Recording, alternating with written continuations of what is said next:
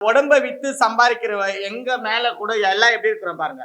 யார் மேலயுமே ஒரு நகையோ நட்டோ கிடையாது. ஆனா வீட்டுல உட்கார்ந்து சாப்பிடுறவங்க மேல ஒவ்வொருத்தர் மேலயும் நகை நட்ட பாருங்க. ரஜினி அம்மா ஒரு பானு நாயக்குன்றவங்க எல்லாம் என்ன கேக்குறாங்க, ஐயோ நாங்க 20 லட்சம் ரூபாய் போட்டிருக்கோமே, இதை நம்பி எல்லாம் 10 பைசா 12 பைசா 15 பைசா வட்டிக்கெல்லாம் வாங்கி போட்டோமேன்னு யார் சொல்றாங்க? எங்கேயோ ஒரு மூலையில தான் ஒரு திருநங்கை வந்து இரவு நேரத்துல பாலியல் தொழிலுக்கு நிப்பாங்க. இப்ப நீங்களே பார்த்திருக்கலாம், ஒரு தெருக்கு 10 பேர் நிக்கிறாங்க. முன்னான்றவங்களை வந்து அரெஸ்ட் பண்ணணும், கைது பண்ணணும். இந்த முன்னான்றவங்களோட தூண்டுதல்ல தான் சென்னையில இவ்வளவு பெரிய ஒரு மாபியா கும்பல் போல இது வந்து செயல்பட்டு இருந்துட்டு இருக்கு. இது வந்து கொலை மிரட்டல் கொடுத்துட்டு இருக்காங்க. சில ரவுடி பசங்க மூலியமா போன் மூலியமா எனக்கு கால் வருது, கொலை மிரட்டல் கொடுத்துட்டு இருக்காங்க. நான் எங்கன்னா வெளியே போறது கூட எனக்கு இப்ப வந்து அச்சமா இருக்குது. 21 தலைவிகள்ல ஒரு தலைவிதான் ரஜினின்றவங்க. ரஜினி வந்து குறிப்பிட்டு நாங்க பேசல. உங்களுக்கே ஒரு திருநங்கையை பார்த்தா அவ்வளவு பயம் வருது. நீங்க வந்து வீட்டு முன்னாடி கை தட்டி பிரச்சனை பண்ணிடுவாங்களா? முழுசா துணியெல்லாம் அவுத்து போட்டு பிரச்சனை பண்ணிடுவாங்களா? இப்ப என்ன அடிச்சுட்டாங்க, நான் கூட நான் போய் போலீஸ் ஸ்டேஷன்ல கம்ப்ளைண்ட் கொடுத்தா இந்த 100 பேர் வந்து அங்க நிப்பாங்க.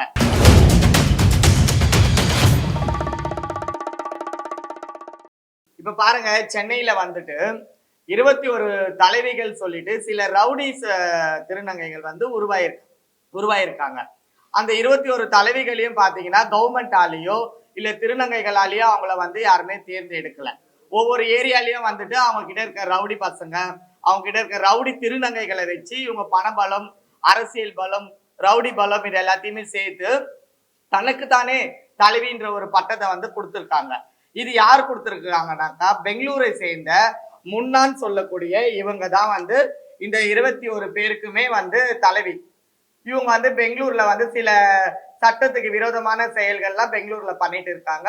இவங்க வந்து சென்னையில இருக்க திருநங்கைகளை பெங்களூர்ல இட்டுன்னு போயிட்டு அங்க அம்மான்னு சொல்லி ஒரு சில பொது பாத்ரூம்கள் எல்லாம் வந்து கான்டாக்ட் எடுத்து அதுல விபச்சாரம் பண்ணிட்டு இருக்காங்க. திருநங்கைகள் எல்லாம் வச்சுட்டு இவங்க பண்ணிட்டு இருக்காங்க. இந்த லேடி வந்து இவங்களும் ஒரு திருநங்கை, மூத்த திருநங்கை. இவங்க சென்னையில இருக்கிற இந்த ஒரு சில திருநங்கைகள் எல்லாம் சேர்த்து இவங்க ஒரு பிரெயின் வாஷ் பண்ணி இவங்களுக்கெல்லாம் தலைவின்னு ஒரு பட்டத்தை கொடுத்து சென்னையில இருக்கக்கூடிய இளம் திருநங்கைகளை குறி வச்சு ஒவ்வொருத்தரையும் அழைச்சி என்ன பண்ணியிருக்காங்க, பகல்ல பிச்சை எடுப்பதற்கும் இரவு நேரங்கள்ல பாலியல் தொழில் பண்றதுக்கும் இவங்க வந்து ஊக்கம் கொடுத்திருக்காங்க. இவங்களுடைய சொல்படி சென்னையில இருக்கிற 21 நாயக்குகளும் இந்த வேலைகளை செஞ்சுட்டு இருக்காங்க. இதுல பாத்தீங்கன்னா நம்ம சென்னையை சேர்ந்த புளியாந்தோப்பு பகுதியை சேர்ந்த 2 பேர் என்ன சொல்லுவாங்க, இளம் திருநங்கைகள். அந்த இளம் திருநங்கைகள் 2 பேருக்கு வந்துட்டு 15 வயசு முடிஞ்சு 16 தொடங்கும் போது சர்ஜரி பண்ணியிருக்காங்க. மதுரையை சேர்ந்த ஒரு ஹாஸ்பிட்டல் மூலியமா அவங்களுக்கு சர்ஜரி பண்ணிட்டு அவங்க மறுபடியும் ஏதோ பிரச்சனைன்னு சொல்லி மறுபடியும் ரீசர்ஜரி பண்ணி உயிருக்கே ரொம்ப கஷ்டப்பட்டு வந்திருக்காங்க. ஸோ இப்போதான் அவங்களுக்கு வந்து 16 வயசு நடந்துட்டு இருக்கு. இதுக்கும் வந்து இந்த தலைவியான இந்த முன்னான்றவங்க தான் இதுக்கும் வந்து காரணம். இவங்களோட நோக்கமே என்னன்னாக்கா, சென்னையில திருநங்கைகள் எல்லாம் ஒன்று சேர்த்து அவங்கள வந்து விபச்சாரத்திலேயோ பிச்சை எடுக்கவும் தள்ளி அதன் மூலியமா வரக்கூடிய பணங்கள்ல இவங்க வந்து சொகுசான வாழ்க்கை, ஸ்டார் ஹோட்டல் போல வீடுகள் கட்டிக்கின்னு பெங்களூர்ல வந்து சொகுசான வாழ்க்கைகள் வாழ்ந்துட்டு இருக்காங்க. நாங்க என்ன சொல்றோம்னா, சென்னையில கடந்த ஒரு 3 இப்பதான் ஒரு 3 வருஷமா இந்த தலைவிகள் உருவாயிருக்காங்க. இதுக்கு முன்னாடி பாத்தீங்கன்னா சென்னையில தலைவிகளோ நாயக்குகளோ யாருமே கிடையாது. நாங்க எல்லாருமே ஒரு மூத்த திருநங்கைகளுடைய கட்டுப்பாட்டுல தான் நாங்க அனைவருமே வந்து வாழ்ந்துட்டு இருந்தோம். இப்ப திடீர்னு இப்படி ஒரு ஸ்கீம் எடுத்துட்டு வந்து சென்னை மக்கள் எல்லாருக்குமே வந்து ஒரு பெரும் பாதிப்பை கொடுத்திருக்காங்க. எங்களுடைய நோக்கம், வெளிச்சம் அறக்கட்டளையோட நோக்கம் என்னன்னா, சென்னையில தலைவிகளோ நாயக்குகளோ இருக்கக்கூடாது. நாங்க கமிஷனர் ஆபீஸ்ல போய் கம்ப்ளைண்ட் கொடுத்துருக்கோம். சிஎஸ்ஆர் போட்டு கொடுத்தாங்க. அவங்கள கூப்பிட்டு விசாரணை நடத்தினா அவங்க ஒரு பெரிய கூட்டத்தை இட்டு வந்து அந்த விசாரணை கூட நடக்காத அளவுக்கு ஸ்டாப் பண்றாங்க. அவங்க செய்வ திருட்டு சம்பவங்கள் நடக்குது, செயின் திருடுறாங்க, அதை பத்தின ஒரு கம்ப்ளைண்ட் கொடுத்தாலும் அவங்க அங்கேயும் ஒரு கூட்டத்தை இட்டு வந்து அதையும் ஸ்டாப் பண்றாங்க. நாங்க எந்த ஒரு முயற்சி பண்ணாலுமே இவங்க ஒரு கூட்டமாகவே வந்து ஒரு சில அரசியல்வாதிகளோட சப்போர்ட்டு, சில ரவுடி பசங்களோட சப்போர்ட் வச்சுட்டு அந்த கேஸை வந்து அந்த ஸ்டேஷன்ல எடுக்காத அளவுக்கு இவங்க ஒரு கூட்டத்தை காட்டியே வந்து இவங்க செய்யக்கூடிய தவறுகளை மறைக்கிறாங்க. இதன் மூலியமா எங்களுக்கு சென்னை காவல்துறையில எங்க கமிஷனர் சார் வந்து இதுக்கு ஒரு நல்ல முடிவு எடுக்கணும்.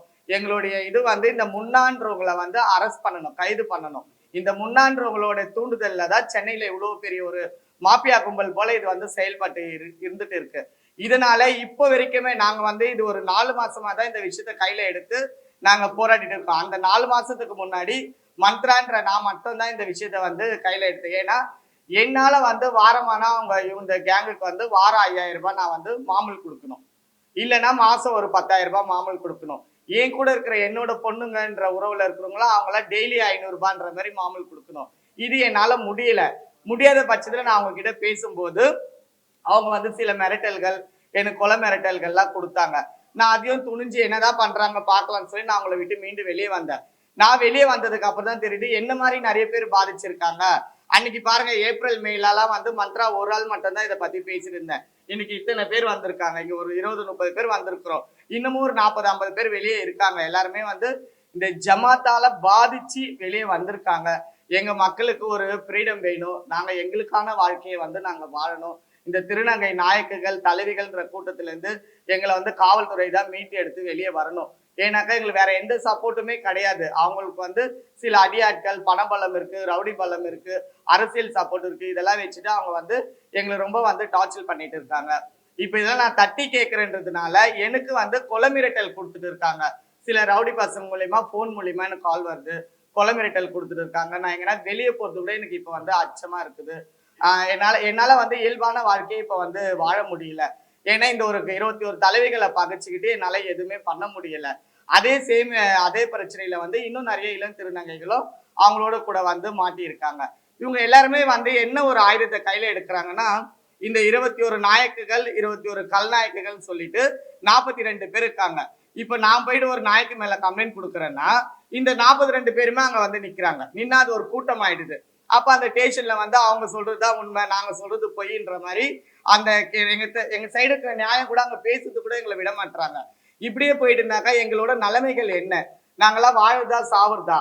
நாங்க சம்பாரிச்சு கொடுத்து எனக்கு இப்ப 45 வயசு ஆகுதுங்க. இதுக்கு மேல நான் என்னோட வாழ்க்கையை எப்படி வாழ்றது? இந்த 45 வயசு வரைக்குமே நான் சம்பாரிச்சது எல்லாமே அவங்களுக்கு கொடுத்துட்டேன். இதுக்கப்புறம் எனக்கான வாழ்க்கையை நான் வாழ வேண்டாமா? அதே போல இனி வர இந்த இளம் திருநங்கைகளோட வாழ்க்கையெல்லாம் அவங்க கையில மாட்டிட்டு இருக்கு. அவங்களெல்லாம் நாங்க மீட்டு எடுக்கிறதுக்கு எங்களுக்கு வந்து இந்த அரசாங்கமும் காவல்துறையும் தான் எங்களுக்கு வந்து சப்போர்ட் பண்ணணும். இது அனைத்துக்குமே வந்து இந்த பெங்களூரை சேர்ந்த இந்த முன்னான்றவங்களை கைது பண்ண வேண்டும். உடனடியாக கவர்மெண்ட் ஒரு நடவடிக்கை எடுத்து இந்த முன்னான்றவங்களை கைது பண்ணால் இதுக்கு ஒரு நல்ல தீர்வு வரும்.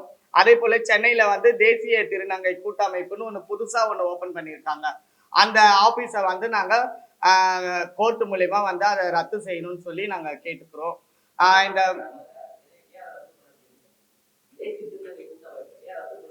அதாவது இந்த தேசிய திருநங்கை கூட்டமைப்புன்றது வந்து இப்போ வந்து ஒரு 3 மாசமா தான் அது வந்து செயல்பட்டு வருது. அது எதுக்காகனாக்கா இவங்க இந்த 21 பேர் மேல நாங்க எல்லாம் கம்ப்ளைண்ட் கொடுத்தோம்னா அந்த அமைப்பை வச்சு இவங்க தப்பிக்கிறதுக்காக தான் அந்த அமைப்பை வந்து யூஸ் பண்றாங்களே கண்டி அந்த அமைப்பு மூலயமா திருநங்கைகளுக்கு எந்த ஒரு நலனும் கிடையாது. அதே போல நாங்க எல்லாருமே எதிர்பார்க்கறது என்னன்னா, நீங்க வந்து எங்களால ஒரு கேள்வி கேட்கலாம். இந்த ஜமாத் சிஸ்டம் இல்ல, பெரியவங்க இல்லைனாக்கா வரும் திருநங்கைகள் எங்க போவாங்கன்னு சொல்லிட்டு நாங்க என்ன சொல்றோம்னா, இந்த 3 வருஷத்துக்கு முன்னாடி நாங்க அனைவருமே வந்து மூத்த திருநங்கைகள் கீழே தான் இருந்து நாங்க வந்து வாழ்ந்துட்டு வந்தோம். இந்த 3 வருஷமா தான் வந்து ஜமாத்து தலைவிகள்லாம் உருவாயிருக்கு. அதை தான் நாங்க வேணான்றோம். இனி வரும் கூட காலத்துக்கு கவர்மெண்ட் படி சென்னையில வந்து நிறைய என்ஜிஓ சிபிஓஸ்லாம் இருக்கு திருநங்கைகளுக்காக. நாங்க வந்து இந்த என்ஜிஓ சிபிஓட கட்டுப்பாட்டுல அதோட ஃபாலோப்ல நாங்க எல்லாருமே இருக்கணும்னு நாங்க ஆசைப்படுறோம். ஏன்னா எந்தெந்த அமைப்புகள் வந்து கவர்மெண்ட்டை சார்ந்து இருக்கோ அந்தந்த அமைப்புகள் மூலியமா எங்களுக்கு கவர்மெண்ட்ல இருந்து வரக்கூடிய சலுகைகள்லாம் அந்த அமைப்பு தான் எங்களுக்கு பண்ணுது. இந்த தலைவிகளோ நாயக்குகளோ யாரும் எங்களுக்கு பண்ணல. அப்ப நாங்க அந்த அமைப்பை சார்ந்து நாங்களாம் வாழ்றோம், அந்த அமைப்பு படியே நாங்களா இருந்துக்கிறோன்றதுதான் எங்களுடைய விருப்பங்கள். ஆனாலும் அவங்களுக்கு வருமானம் போயிடுச்சு, அவங்களோட குழப்பம் எல்லாமே வந்து ஒரு திருநங்கைகளா வெளியே வந்தா அவங்களோட வருமானம் போயிடுச்சுன்றதுனால என்ன அழிக்கணும்னு சொல்லி அவங்க சில நிறைய ரவுடிசங்களை எல்லாம் வச்சு எனக்கு கொலை மிரட்டல்கள் கொடுத்துட்டு இருக்காங்க. இதை வந்து காவல்துறை கடுமையான நடவடிக்கை எடுக்கணும். நாங்க ஒரு 10 பேர் பேசுறோம்னா அவங்க ஒரு 100 பேர் பேசுறாங்க. அவங்க சென்னை மட்டும் இல்லாம திருவள்ளூர், காஞ்சிபுரம் இந்த மாதிரி பகுதிகள்ல இருந்து திருநங்கைகள்லாம் வர வச்சு மிகப்பெரிய அமக்கலம் பண்ணிட்டு இருக்காங்க. என் வீட்டாண்ட ஏப்ரல் 2ஆம் தேதி அன்னைக்கு ஒரு 100-150 திருநங்கைகளை வந்து ஆலந்தூர் எஸ்ஒன் காவல் நிலையத்தாண்ட வந்து எல்லா துணியெல்லாம் கழட்டிட்டு அங்க ஒரே அராஜகம் பண்ணி வாட்ஸ்அப் மூலியமா ஒருத்தருக்கு ஒருத்தர் பேசிக்கின விஷயத்துக்கு என் மேல பொய்யான புகாரை கொடுத்து என் மேல எஃப்ஐஆர் போட்டாங்க.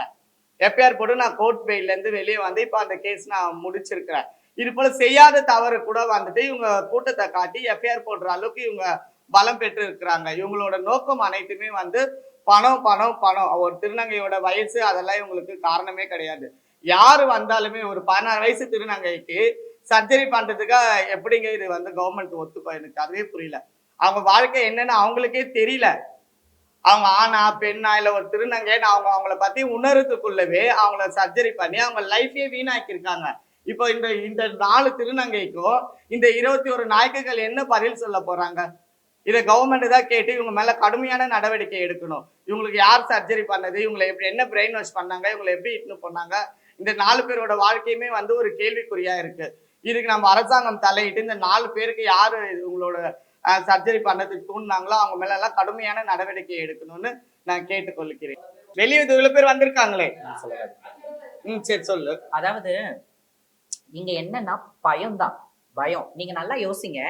இன்னைக்கு எங்களை விட பிரிவிலேஜான ஒரு சமூகம் தான் ஆண் பெண் சமூகம். நீங்க உங்களுக்கே ஒரு திருநங்கைய பார்த்தா அவ்வளவு பயம் வருது.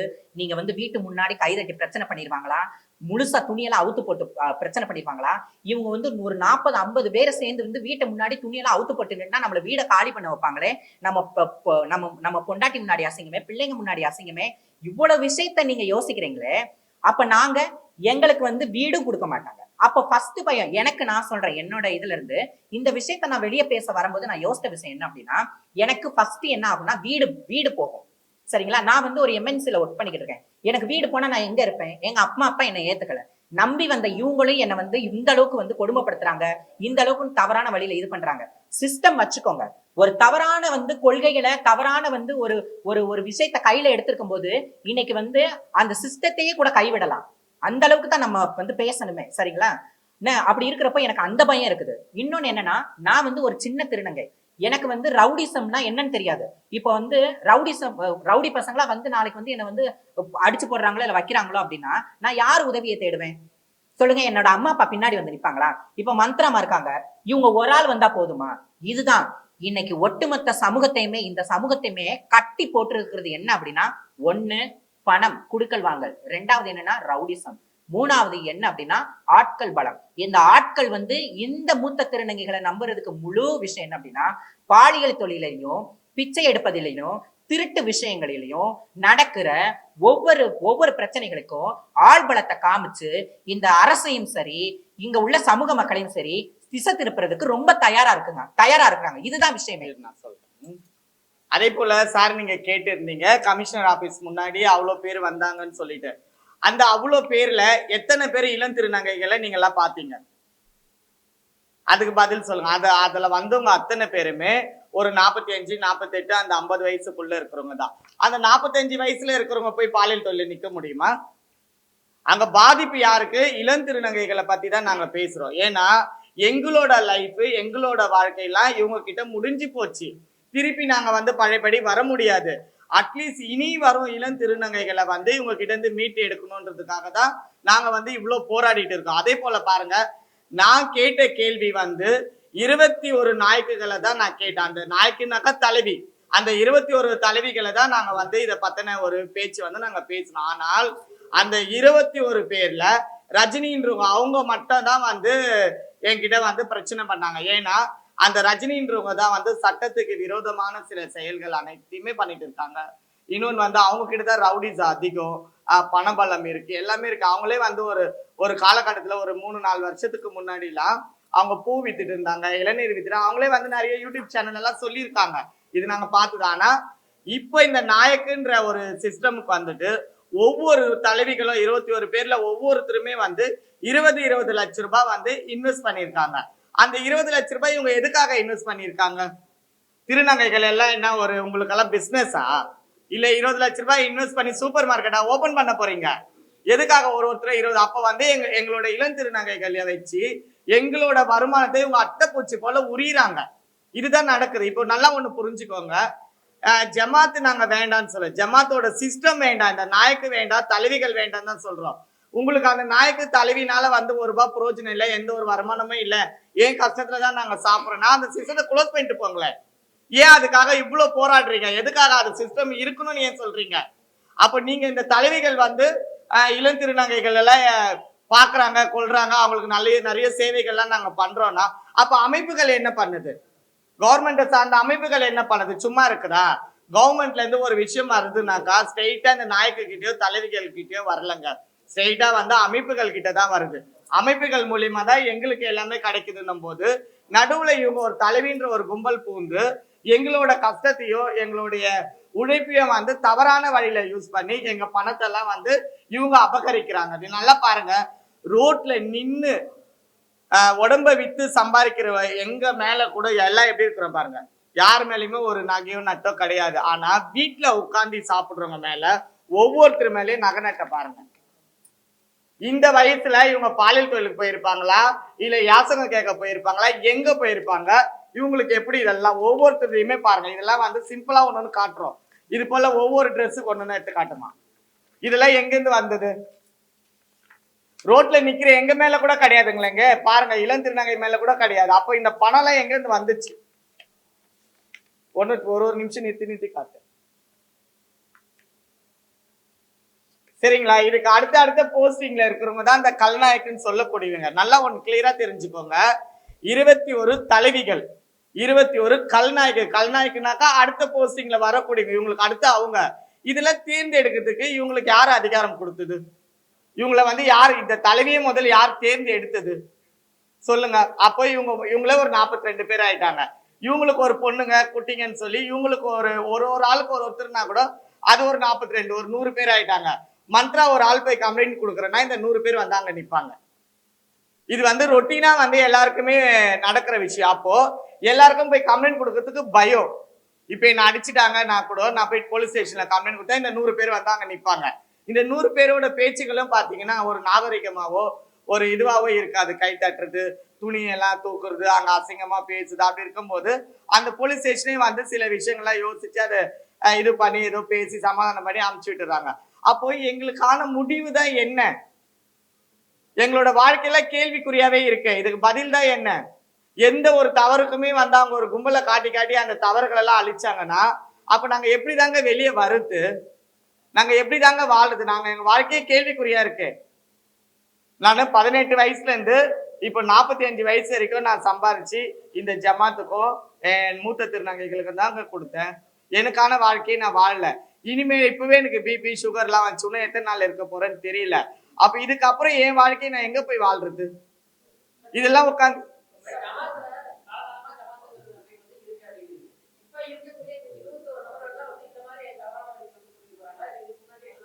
அதாவது வந்துங்க காலங்காலமா வந்து ஜமாத்ன்றது இருக்கு.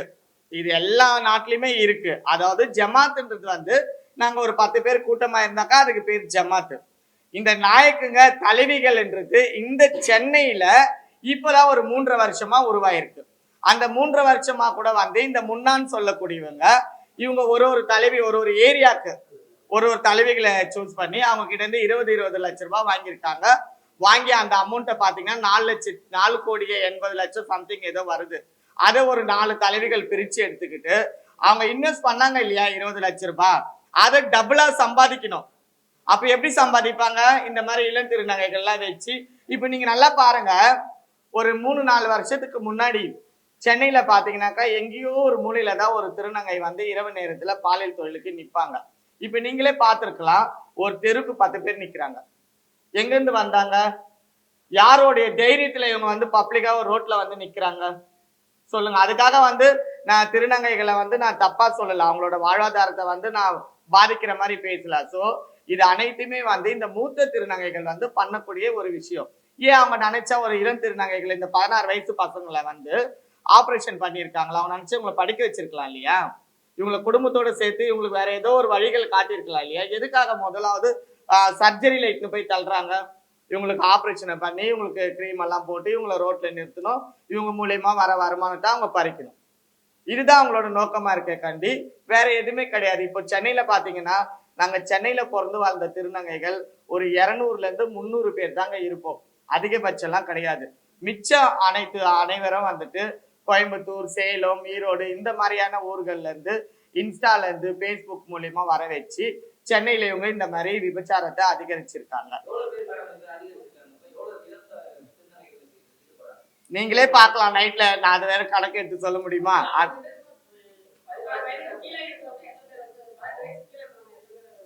இப்போ வந்து 18 வயசு கீழே இருக்கிறவங்க எங்ககிட்டயே இப்போ 5 பேர் வந்திருக்காங்க.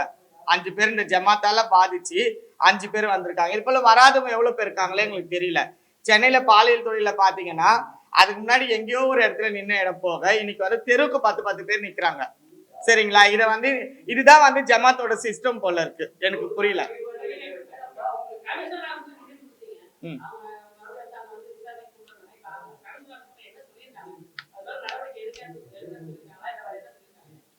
அதாவது நான் வந்து ஏற்கனவே ஏப்ரல் மாசமே வந்து நான் இந்த 21 தலைவிகள் மேல நான் கம்ப்ளைண்ட் கொடுத்தேன். அதுல வந்து இந்த பெங்களூரை சேர்ந்த இந்த முன்னான்ற ஒரு மாபியா கூட்டத்து தலைவி மேல நான் முன்னா, பானு, அன்பு இவங்க 3 பேர் மேல நான் சிஎஸ்ஆர் வாங்கியிருந்தேங்க. ஆனா சிஎஸ்ஆர் கொடுத்ததோட அந்த கதை அப்படியே நிக்குது. அவங்கள விசாரணை கூட கூப்பிடல. ஏன்னா இவங்க சில அரசியல் சம்பந்தப்பட்டவங்களை வச்சு அந்த கதையை வந்து ஆஃப் பண்ணிட்டாங்க. ஸோ நான் அதுக்கப்புறம் வந்து கோர்ட் டைரக்ஷன் எடுக்கலாம்னு சொல்லி கோர்ட் டைரக்ஷன் எடுத்தேன். அப்ப இந்த இவங்க அனைவருமே வந்து என்னை சந்திச்சு பேசி ஒருத்தருக்கு ஒருத்தர் சமாதானமா போலாம், உனக்கு என்ன கோரிக்கை, நீ ஏதாச்சும் சொல்ல வரேன்னா சொல்லு, நாங்க அதெல்லாம் செய்யறோம் அப்படின்றத வந்து சொன்னாங்க. அப்ப நான் வந்து ஒரு சில கோரிக்கைகள்லாம் வச்சிருந்தேன். ஒரு 13 கோரிக்கைகள் வச்சிருந்தேன். இத பாருங்க, இதுதான் வந்து அந்த கோரிக்கை. அதாவது இளம் திருநங்கைகளை பத்தி ஒரு விஷயங்களும் வந்து பேசியிருந்தோம். அதெல்லாம் அவங்க நிறைவேற்றுறேன்னு சொன்னதுனால நான் அந்த கோர்ட் டைரக்ஷன் வந்து கேன்சல் பண்ணி விட்டுட்டோம். விட்டு இந்த 6 மாச காலமா அவங்க, அதாவது இப்ப இந்த பாப்பா வந்து என்கிட்ட இருக்காங்கன்னு வச்சுக்கோங்க. நான் அம்மா இவ பொண்ணா நாங்க வாழ்றோம். நாளைக்கு என்ன இவளுக்கு பிடிக்கல, இவ வந்து இன்னொரு அம்மா கிட்ட போறா, வேற ஒருத்தர் கிட்ட போறான்னா இவ வந்து 1,12,000 ரூபாய் எனக்கு தரணும், ஒரு செட்டில்மெண்ட்னு சொல்லிட்டு. அப்போ அந்த 1,12,000 ரூபாய் இவகிட்ட இல்லைன்ற பட்சத்துல அவங்க கொடுப்பாங்க. இவ போற வீட்டுல இருந்து கொடுத்துட்டு அதை ஒரு 2 மாசத்துல 2.5 லட்சம் ரூபாவா அவங்களுக்கு தரணும். அப்ப இதுல என்ன ஆகுதுனாக்கா, இந்த 21 பேருமே அப்படியே ஒரே திருநங்கை சுத்தி ஒரு ரவுண்ட் அடிக்க வைப்பாங்க. இன்னைக்கு இந்த வீடு, இங்க நாளைக்கு இன்னொரு சண்டை வலிச்சு அங்கிருந்து துரத்தணும், அங்கிருந்து இன்னொரு வீடு, இப்படியே போனா அவங்க ஒரு பெரிய ஒரு கடன் தொகையில வந்து மாட்டிப்பாங்க. ஒரு கடன் தொகையில மாட்டினா அவங்க எப்படி வெளியே வருவாங்க? அப்ப அவங்க என்ன பண்ணுவாங்க, அப்படியே லாக் பண்ணி காலத்துக்குமே வந்து சம்பாதிச்சு அவங்களுக்கு கொடுக்குற மாதிரி. அதுக்கு பேர் தான் நான் சொன்னேன் அடிமைதானம், கொத்தடிமையா வச்சிருக்காங்கன்றது. இதுதான் நான் சொன்னேன். இந்த 1,12,000 ரூபாய் எதுக்காக கொடுக்கணும்? இப்ப நான் வந்து எங்க அப்பா அம்மா கிட்ட இருந்து வரும்போது எங்க அம்மா அப்பாக்கு இவங்க யாருன்னா பணம் கொடுத்தாங்களா? கிடையாது இல்லைங்களா?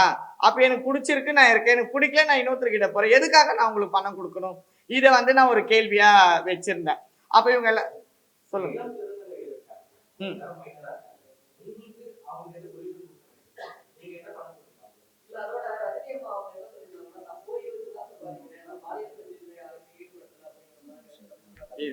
ஒரு விஷயம் சொல்லி, அதாவதுங்க, ரஜினி அம்மா வந்துட்டு நீங்க கேட்ட கேள்விக்கு பதில் சொல்லிடுறேன். ரஜினி அம்மா வந்துட்டு நான் கோவில் வச்சுதான் சம்பாதிக்கிறேன், நான் பாலியல் தொழில் சம்பாதிக்கல, எந்த திருநங்கைகளை வச்சுன்னு சொன்னாங்க இல்லையா? அதே ரஜினி அம்மா இப்போ ஒரு 10 நாள் முன்னாடி ஜமாத் சிஸ்டம் இல்ல, ஜமாத் சிஸ்டம் உடைஞ்சிடுச்சு அப்படின்னு சொல்லி இந்த முன்னான்றவங்க ஒரு அறிக்கை கொடுத்தாங்க. நான் உருவாக்குன சாம்ராஜ்யத்தை நானே அழிச்சிடுறேன், ஏன்னா இதுல சில பிரச்சனைகள்லாம் நிறைய போயிட்டு இருக்கு, எனக்கும் வயசாயிடுச்சு, அதனால இந்த சாம்ராஜ்யத்தை க்ளோஸ் பண்றேன்னு சொல்லி அந்த சிஸ்டமை அதிரடியா உடைச்சிட்டாங்க. அப்போ அதை நான் என்ன பண்ணேன், ஒரு யூடியூப் சேனல் மூலியமா இந்த 6 மாசம் நான் கஷ்டப்பட்டதுக்கு எனக்கு இதை ஒரு வெற்றியா நான் எடுத்து, வெற்றி தானேங்க எனக்கு, அந்த வெற்றியா எடுத்து நான் இதை ஒரு சேனல் மூலியமா வெளிப்படுத்தினேன். அப்போ அதை வந்து அந்த குரூப்ல போட்டு, நாயக்குகளுக்குன்னு ஒரு குரூப் இருக்கு, அதுல போடும் போது என்ன ஆயிடுச்சுன்னா, இந்த ரஜினி அம்மா ஒரு பானு நாயக்குன்றவங்க எல்லாம் என்ன கேட்கிறாங்க, ஐயோ நாங்க 20 லட்சம் ரூபாய் போட்டிருக்கோமே, இதை நம்பி எல்லாம் 10 பைசா 12 பைசா 15 பைசா வட்டிக்கெல்லாம் வாங்கி போட்டோமேனு யார் சொல்றாங்க? இந்த ரஜினின்றவங்க சொல்றாங்க. இவங்க வந்து 15 பைசா 12 பைசாக்கு இன்ட்ரெஸ்ட் வாங்கி இந்த 3.5 வருஷத்துக்கு முன்னாடி இந்த நாய்க்கு பட்டம் வாங்குறதுக்கு கொடுத்துருக்காங்க. அப்போ 3 வருஷத்துக்கு முன்னாடியே நீ 12% 5% வட்டிக்கு வாங்கியிருக்க, வாங்கிதான் 20 லட்சம் ரூபாய் கொடுத்துருக்க. இப்ப இந்த 3 வருஷத்துக்கு அப்புறம் இவ்வளவு கிலோவா உனக்கு நகை ஏது? உனக்கு 5 கோடி ரூபாயில வந்து 5 ஸ்டார் ஹோட்டல் மாதிரி வீடு ஏது? 2 தார் கார் ஏது? உனக்கு 3 மேனேஜர் எப்படி? அடுத்தப்பட்ட இந்த கேள்விகள்லாம் வரும் இல்லைங்களா? அதுதான் சொல்றேன், 3 வருஷத்துக்கு முன்னாடி நீ ஆன்மீகத்துல சம்பாதிச்சிருந்தா நீ 20 பைசா வட்டிக்கு வாங்கி கொடுக்கணும்னு அவசியம் இல்லையே. புரியுதுங்களா? இது அவங்க வந்து ஆன்மீகத்துல சம்பாதிக்கிறாங்க, அதெல்லாம் வந்து சும்மாங்க, திருநங்கைகளை வச்சுதான் சம்பாதிச்சாங்க. அவங்க கிட்ட குறைஞ்சபட்சம் ஒரு 200 திருநங்கையாவது இருப்பாங்க. அந்த 200 திருநங்கைகளும் ரஜினி மேல வந்து பாசம் வந்ததுக்காகலாம் யாருமே இல்லை. அந்த 200 பேருமே வந்து இவங்களோட பயத்தினால, ஏன்னா அவங்க இருக்குதான் இந்த வேசார்பாடியோட ஒரு ஏரியா, அந்த ஏரியால சில ரவுடி பசங்க இவங்க எல்லாம் இருக்காங்க, அந்த ஒரு பயத்தாலதான் அந்த 200 திருநங்கைகள் அவங்க கிட்ட மாட்டிட்டு இருக்காங்கன்னு தான் நான் சொல்றேன்.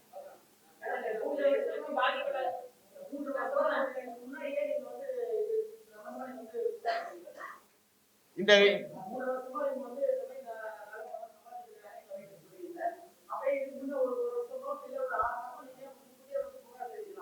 அதாவதுங்க இந்த 3 வருஷமா நாங்க ஏன் புகார் தெரிவிக்கலனாக்கா, இந்த 3 வருஷமா நாங்களும் இவங்களோட கூட தான் ஒன்றி இருந்தோம்.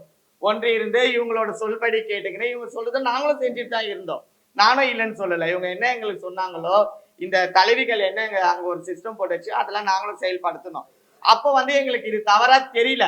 இப்ப பாருங்க, ஒரு 3 வருஷத்துக்கு முன்னாடி நானும் பாலியல் தொழில் போயிருக்கேன், யாசகம் கேட்டிருக்கிறோம், சம்பாரிச்சோம், இவங்களுக்கெல்லாம் கேட்கிற காசை கொடுத்தோம். இப்ப நாங்க ஒரு லெவலுக்கு வந்துட்டோம், எங்களுக்கு அந்த பொழப்புலாம் வேண்டாம், இன்னைக்கு நாங்க சுயமா சம்பாதிக்கணும்னு சொல்லி வீட்டுல உட்கார்ந்து இருக்கும் போது, அப்ப எனக்கு பணம் கொடுத்தியே, அதே பணத்தை இப்ப கொடுக்கும் நாங்க எப்படி கொடுக்க முடியும்? இப்ப இங்கிருந்துதான் பிரச்சனை ஸ்டார்ட் ஆச்சு. அப்ப கொடுத்த மாதிரி அப்ப நான் சம்பாதிச்சே கொடுத்தேன், இப்ப எனக்கே வருமானம் கிடையாது, நான் எப்படி கொடுக்க முடியும்னு கேட்கும் போதுதான் இந்த பிரச்சனை பெருசா பூதகாகமா வெளியே வந்தது. வெளியே வரும்போது நாங்க அப்பவும் 21 நாட்கள்ல 21 தலைவிகள்ல ஒரு தலைவிதான் ரஜினின்றவங்க. ரஜினி குறிப்பிட்டு நாங்க பேசல, நாங்க பொதுப்படியே 21 பேருக்குமே தான் இந்த கதையை நியாயத்தை கேட்டோம். ஆனால் அந்த 20 பேருமே கம்முன்னு இருக்காங்க. இந்த ரஜினி ஒரு ஆள் மட்டும் தான் எங்க கிட்ட ஃபைட் பண்ணிட்டு இருக்காங்க.